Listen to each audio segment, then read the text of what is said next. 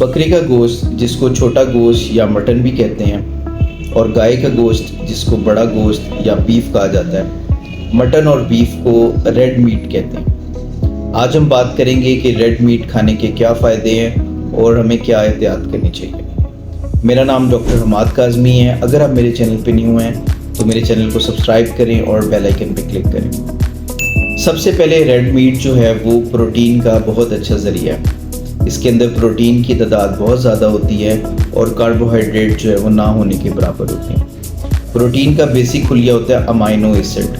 کچھ ایسے amino acid ہوتے ہیں جو ہمارا جسم نہیں بناتا اور ہمیں باہر سے لینے پڑتے ہیں، یا تو وہ پودوں سے لیے جاتے ہیں یا دالوں سے لیے جاتے ہیں، لیکن وہ ہمارے سارے امائنو ایسڈ اس کے اندر نہیں ہوتے۔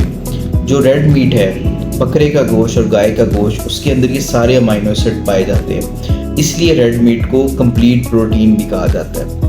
اس کے علاوہ اس کے اندر آئرن کی مقدار بہت اچھی ہوتی ہے۔ جو ہیم پروٹین ہے وہ ہوتی ہے جو ہمارے ایچ پی لیول کو بلڈ کرتی ہے، خاص طور پہ وہ حاملہ خواتین اور وہ بچے جن کا ایچ پی لو ہے، ان کے لیے یہ ریڈ میٹ جو ہے بہت اچھا ہوتا ہے۔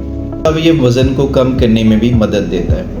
جو غذا کے ماہر ہیں وہ ریکمینڈ کرتے ہیں کہ آپ کو کاربوہائیڈریٹ کم سے کم لینا چاہیے اور پروٹین ڈائٹ زیادہ لینی چاہیے۔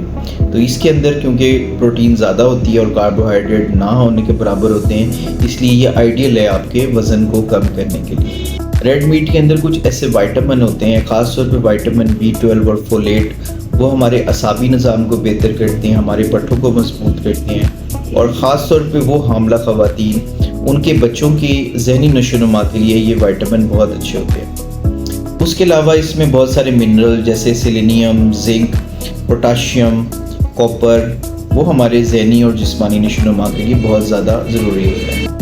اب ہم بات کرتے ہیں کہ ہمیں بڑا گوشت اور چھوٹا گوشت کھاتے وقت کیا احتیاط کرنی ہے۔